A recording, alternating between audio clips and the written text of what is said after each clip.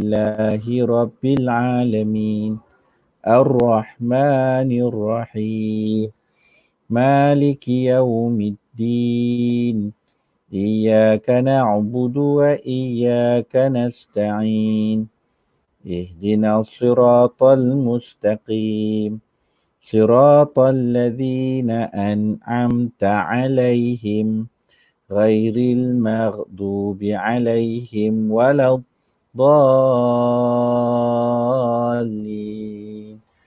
آمين. Good evening, ladies and gentlemen. I'm Amir Bahari, Sheikhul Wasiyah, and with me today, is Coach Dave Rogers, right from Canada. Hi, Dave. How are you? Amir, I'm doing great. Thank you so very much. It just started a beautiful day here in Canada, and it's great to be with you and your wonderful listeners in Malaysia and Singapore and throughout Southeast Asia. And how's the weather there, Dave, in Canada? A little overcast today, yet it should be wonderful to get out, go for a walk, see some nature, and be healthy, happy, and live a vital-filled life. Wow, fantastic. And the weather in Kuala Lumpur is just fine, except today it's a bit cloudy, and it is it's about to rain, just tiny drops. We call it the hujan pengantin. Hujan pengantin is what we call the newlyweds rain. Oh, lovely. Just perfect for newlyweds. So, ladies and gentlemen, for those who have just tuned in, I'm Sheikhul Wasiyah, Amir Bahari, and with me is Coach Dave Rogers, and tonight we are in our special section, which is called 5 Wins in Negotiation. And I would like to begin tonight's program by inviting Dave to share with us 60 seconds about yourself and what you do, Dave. Over to you, Dave. Wow, 60 seconds. What do I do? Well, right now, I'm an elderly caregiver, a grief counselor, and a social entrepreneur. However, in the last year and a half, that has been a shift in my life because I've decided after 33 years in the finance industry to come back to Canada and take up the duties of caregiving to my parents. Absolutely enjoying it, developing new skills in patience, compassion, and curiosity. Things that I used to practice in business, in finance, in bond trading, yet today putting it to practice in an area that is so relevant in one's life journey. And so I love it. I'm living it. And today I get to share some tips, not only from the latest 18 months in my life, yet also in negotiation that I used to use in banking, in finance, in Singapore, in Tokyo, in Hong Kong, and here with you today to be able to share some wonderful tips on negotiation or persuasion. Wow, fantastic, Dave, fantastic. And about me, if I may share a 60 seconds about myself, I'm Amir Bahari. I am a international divorce lawyer. I have clients to divorce and yet still friends on make them still be friends on FB. The first rule in negotiation when it comes to divorce is do not negotiate with somebody who have seen you naked. Can be your parents, can be your wife or husband, or can be your scandal. Because the moment you are negotiating with them, I mean, they've seen everything. So there's no surprise. So a lawyer will be handy when it comes to negotiation. And tonight, I would like to share with everybody about some key points about negotiation. We'll be talking about 15 G's in negotiation. We'll be talking about some tips and some tricks when it comes to negotiation. And I hope everybody will be able to utilize it. And in this section, I also like to share with everybody that the first until 9:40 it will be free, and after that, we'll be switching to Zoom, which will be a paid session. Now, Dave, I would like to open the floor to you, make space for you, Dave, to start the session on negotiation. Well, let's start if you want to share the screen. That's fantastic. So in persuasive negotiation, one must consider who do they need to persuade. And many people, when they go into negotiation, they're thinking they need to persuade the other person. In my experience, the persuasion first has to be the persuasion to themselves. And so that's where we come into this whole arena that allows one to explore the inner self and the outer self. And so this idea here is about understanding the circumstances you're born in, the inner world, your beliefs, your thoughts, your feelings, your emotions, and then the outer world. How do you look at work, office, your country, the world? And then understanding also being curious about your way of interacting with people.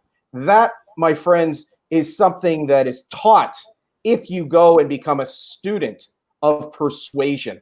So important in any relationship is the relationship with oneself. And so if I take to the next slide, it really is about developing a winning strategy for confidence, for clarity, and for curiosity.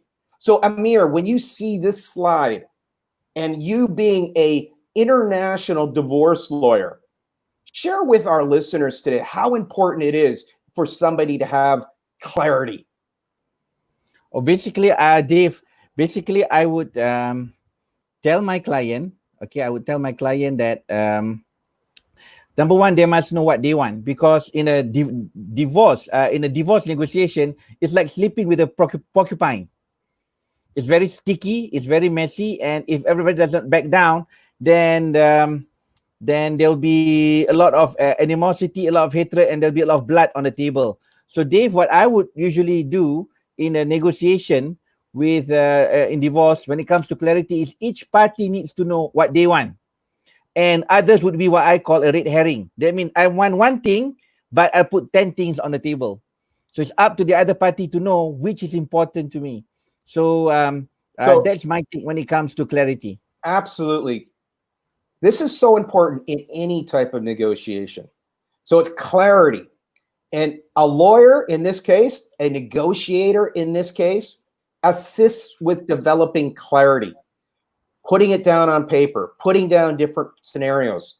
Now, what is so essential here is if you go into negotiations and you do not have confidence, often you're going to lose the negotiation.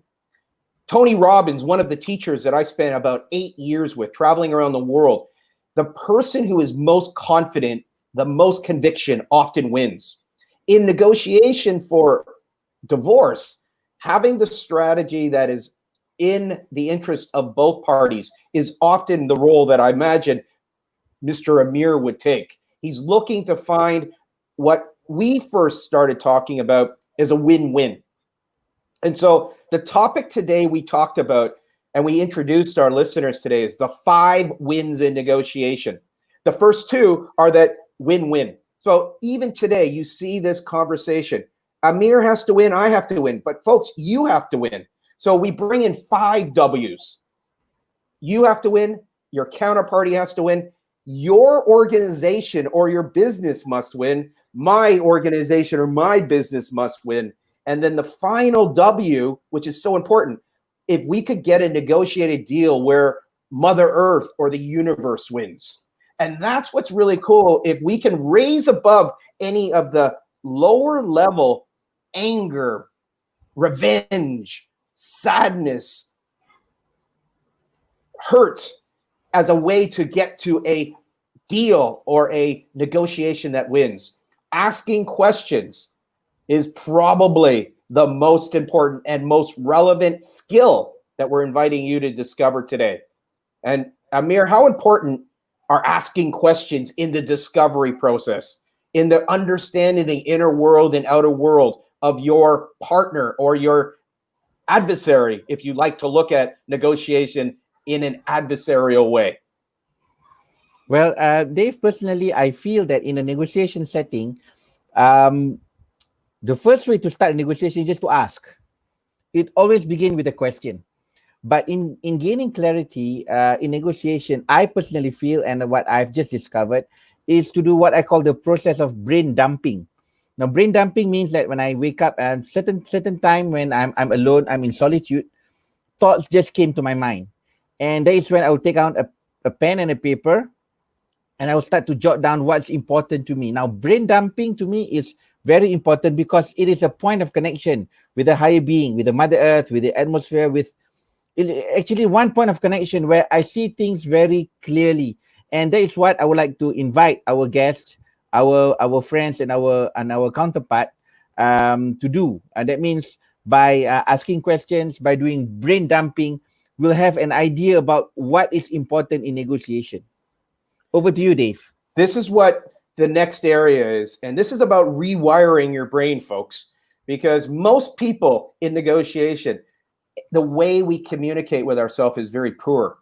The school system teaches us to focus on one question, which is how. Whereas we're introducing you today is if you can start tapping into the why. Why are we actually having this negotiation? What is it that you really want? And who is going to be affected here?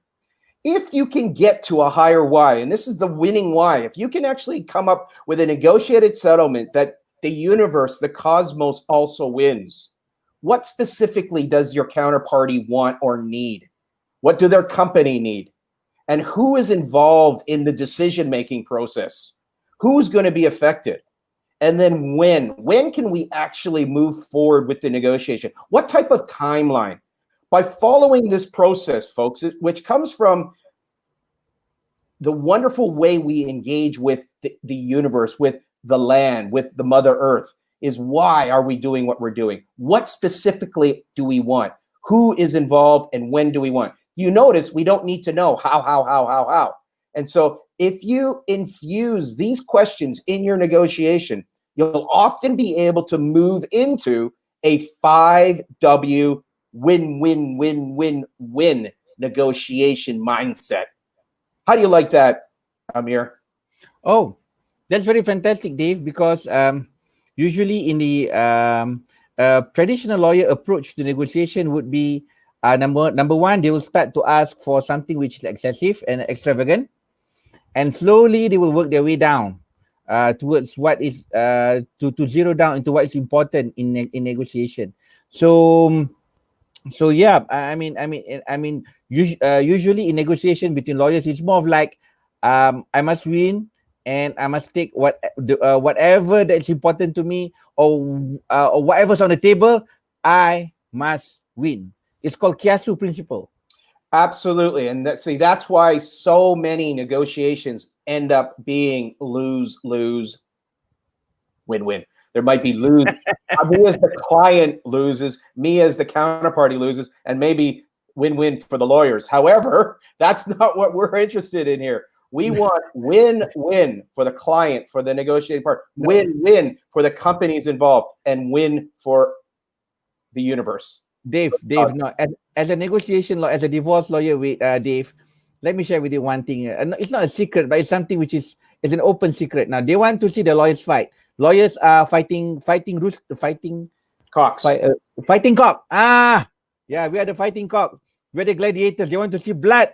They want to see fireworks in court. You know, and just like what politicians do in parliament, but in reality, the best lawyers don't litigate. They negotiate. You just take one phone call to settle everything.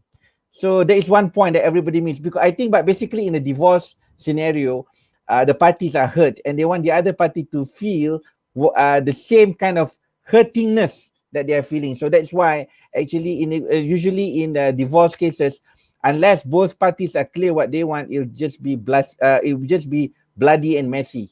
So one thing that I would like to suggest when hiring a lawyer in negotiation is to make sure that all parties are clear in what they want.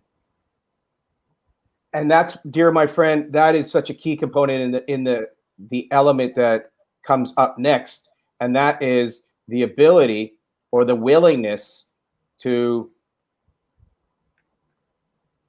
share and connect. And so if we could bring in connection that can allow the clarity and the healing to happen in the negotiation process, where both parties actually are communicating, they're connecting, and they're looking for ways to connect and be part of the solution together, as opposed to just being the adversarial. Those are some of the best negotiated deals. It doesn't mean about getting soft. It means about knowing clearly what are your terms, what are your interests of the other party and finding that solution that can be a negotiated solution. And we'll be sharing a little bit more about the ways to do that in the second section. Yet this idea of bringing in connection so that we really can delve deep into the pains and the angers and the revenges and release it during the negotiation by showing our authenticity, by showing our compassion, by showing and giving a indication that we have a care for that person currently and in the future. My feeling, Amir, is the best negotiators are aware on ways to do that through effective questioning. Definitely. But Dave, but I also feel, Dave, that actually a negotiator must understand the personality of the other, of the person he's negotiating with. I think that's very important, because usually now, if I may share, there are 5 personality, just like our fingers. Number 1 is a supporter. A supporter is a person who wants to make sure that in any negotiation, everybody wins. Now, in my case, as a lawyer, as an international divorce lawyer, a supporter will come in the form of a judge.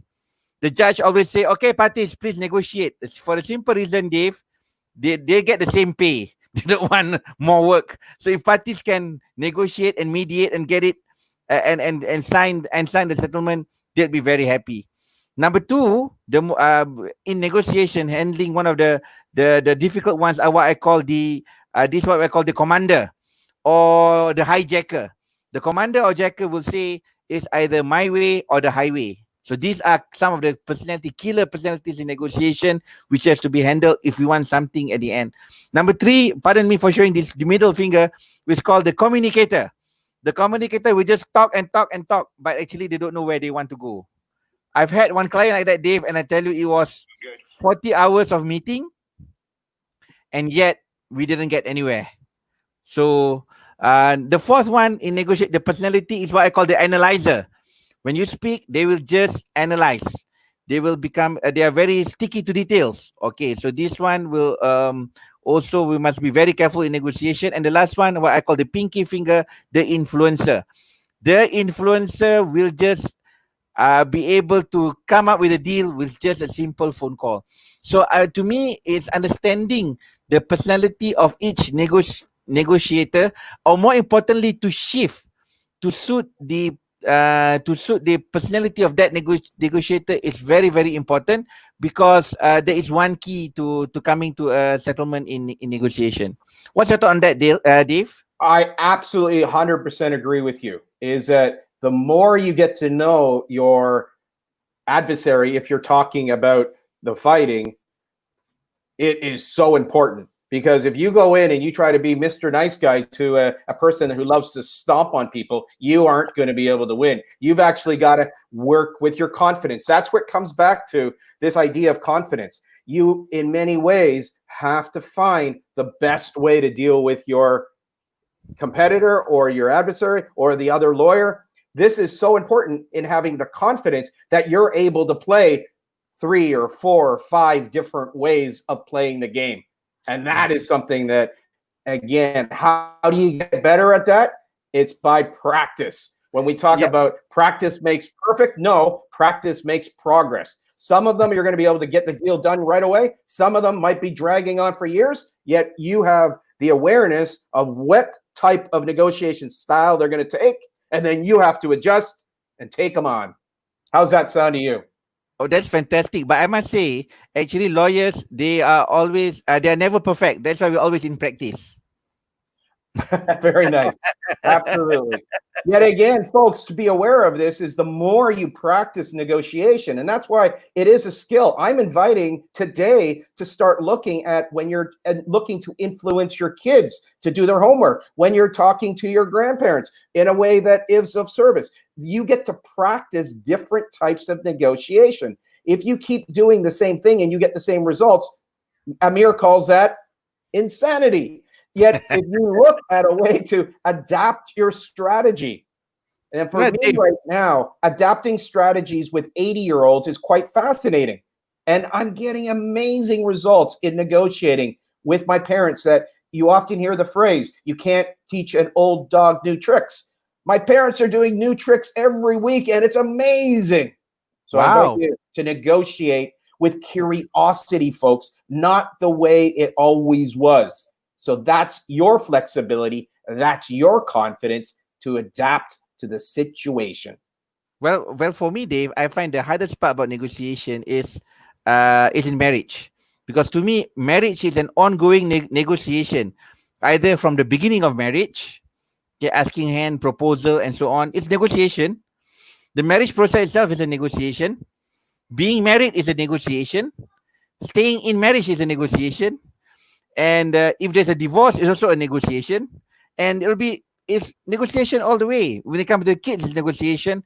So actually, negotiation comes in different form and format. And to me, I would like to invite everybody to embrace that and feel that actually negotiation is something which is fantastic and something that we should be curious at. And today, Dave, I would like to share with you 5 Gs about negotiation. Now, what's your say on this? Okay, I've got 15. So for today, I would like to share with you 5. Are you okay with that, Dave? Absolutely. Sounds great. Okay, number 1, in a divorce settlement, my trick is number 1, I would like to make it global. That means if there are 15 things discussed and one thing not agreed, the other 14 is a no-go. So I'll try to make it global. So that means everything that is agreed must be in toto. What's your thought on that, Dave? Would you agree on that? Absolutely. If you got one thing that is a deal breaker, you have a deal breaker. So we have to think and look global. So I like that. Yes.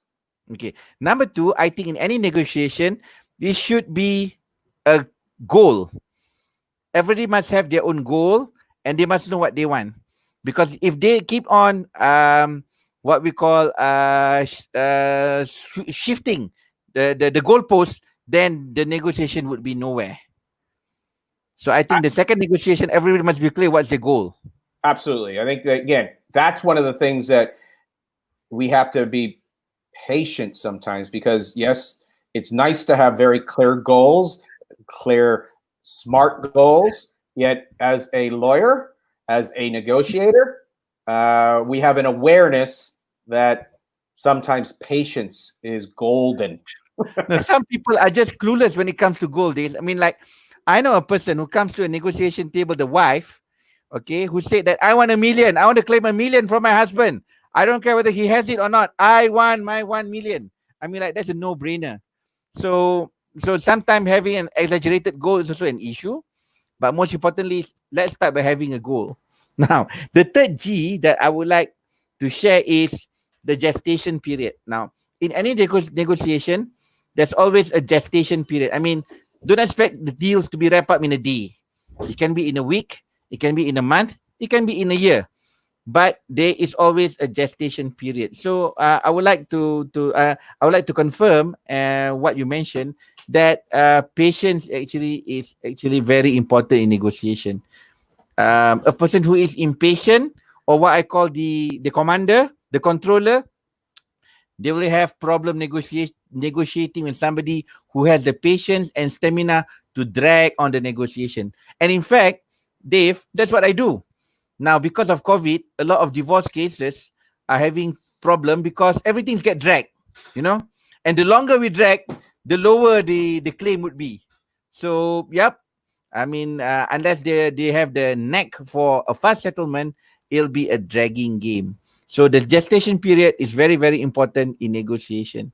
So, so number 4, Dave, that I like to share with you is a gang. If you want to negotiate, always bring your gang. Never come up alone, because the problem is most lawyers and client is they always show up alone. There's only 2, lawyer and client. So there's no gang. So when there's no gang, and usually when I come, I sit with my client. Usually, I actually have a couple of team with me. I have a financial planner with me. I have a forensic auditor with me. I have a what we call a refinancing consultant with me. So all this would come in, and they become my team. So showing up alone in negotiation actually is suicidal. Absolutely. And the last G that I would like to share in negotiation is what I subscribe to you, Dave. We must have the grace and patience in negotiating. So because I think grace is very important because it will be an attraction for the person to continue engaging in the negotiation. If I'm cut and cut, high and dry, not everybody will like it, and they may just walk away from the negotiation table. And I've done that. And I feel, have you walked away from a negotiation table? Absolutely. It is something that we will be discussing in the masterclass after, is that is one of the most important strategies, is to have the knowingness and the awareness that walking away from the table is a key strategy. So absolutely, Amir, I agree 100%. I love your 5 Gs. It's funny because your 5 Gs is part of 15 Gs. That's great. My Cs are very, very close, and we've got about a couple of minutes left. Shall I finish up with some of my C's that, again, align very nicely with your G's? Okay, sure. Fire away, Dave. Take my breath. This is very good because I'm learning from you, and absolutely walking away from the table is a very effective strategy. In fact, those people who won't walk away from the table are often the ones that get an L instead of a W. So we have this last little slide before we move into the masterclass. And so here we go. And my dear friend is going to allow it to be seen by everybody, I believe. There we go. Let's see if we can have that shared on the screen. Okay. Fire away, Dave. Okay, well, let's, that looks a little peculiar. Stop sharing, I'll do then. You want to try that again, or shall I try that again? Please do. All right. So tonight it'll be the game of C and G's in negotiation. It really is fantastic that we're aligned very nicely.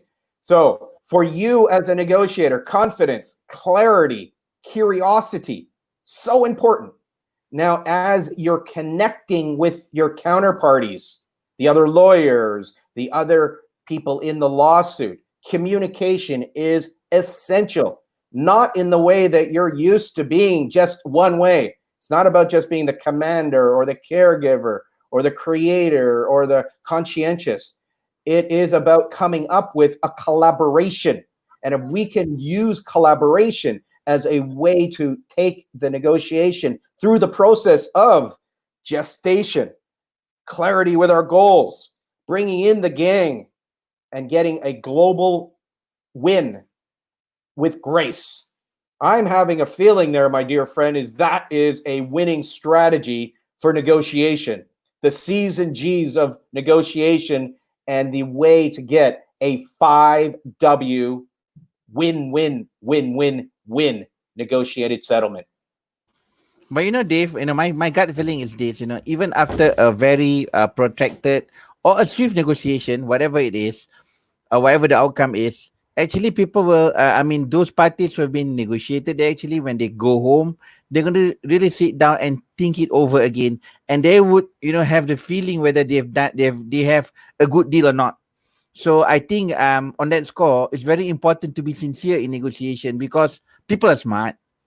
People check things out, and the more importantly is that people will know your the person's sincerity when it comes to negotiation. So I think this 5 win is very important, Dave.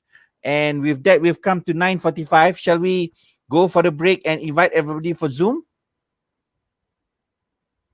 That sounds like a great plan, because the next C that I'm going to be talking about, and I imagine you might have a few more G's, that it will be incredible value, because most people that I've met are not too familiar with the next C. And that, ladies and gentlemen, is what really will allow you to negotiate at a whole new level. So we got one more C and then a couple of other strategies.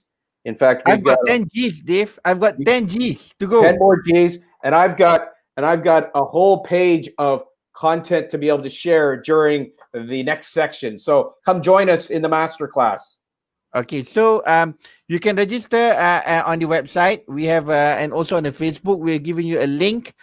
Feel free to join us via Zoom. There'll be a payment of 30 ringgit investment. And who knows, just one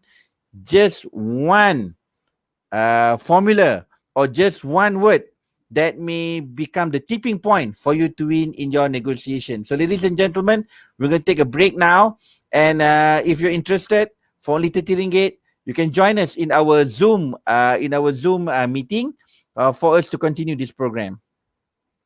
So, Dave, I'll see you shortly, Dave. Let's take a 5-minute break. Thank you very much. And for all of our listeners today, if you want to reach out to Amir or myself, please do. We've really enjoyed presenting it this way, and we wish you fantastic success in your negotiation. Come and join us in the masterclass.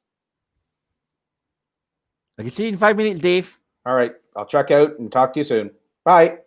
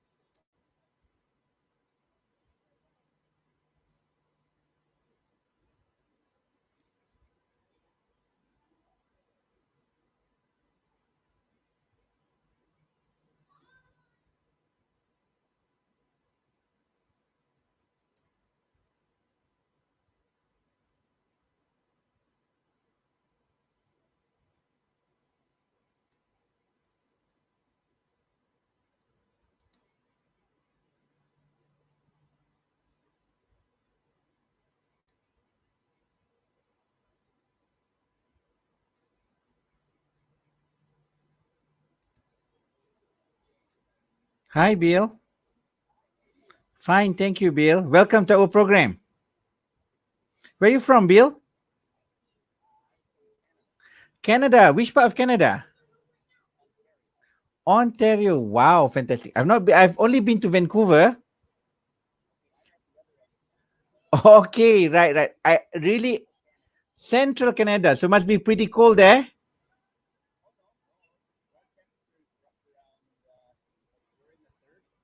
In the 30s. Wow, fantastic. Oh, 30 Fahrenheit or Celsius? Fahrenheit or Celsius? Celsius. Oh, okay, right. So it's like Malaysian weather. It's like the Malaysian weather. Ah, right. So now it's in the summer? Okay. So plenty of fruits, I suppose. And your favorite fruit would be?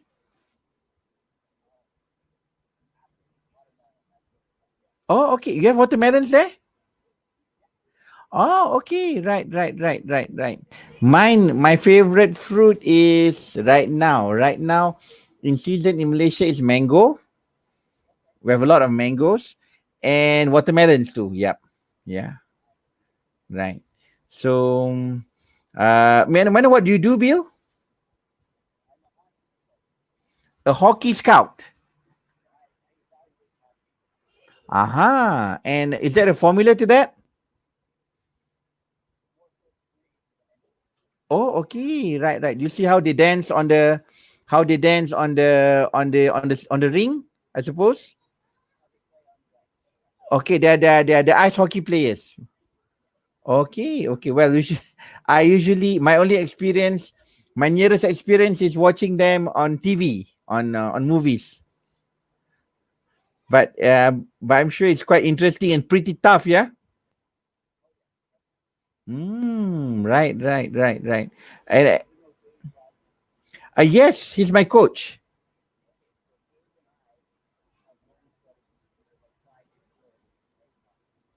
Ah, really? Oh, okay. Where do you both of you grew up? In Canada? Okay. Oh, right by Toronto. Okay. Okay. Right. Sorry, give me, huh? The live is still on air. Oh, okay. Right. Give me a second. Give me a second, Bill. I've got to. All right. I got to end my broadcast. I forgot to end my broadcast on the other end. It happens.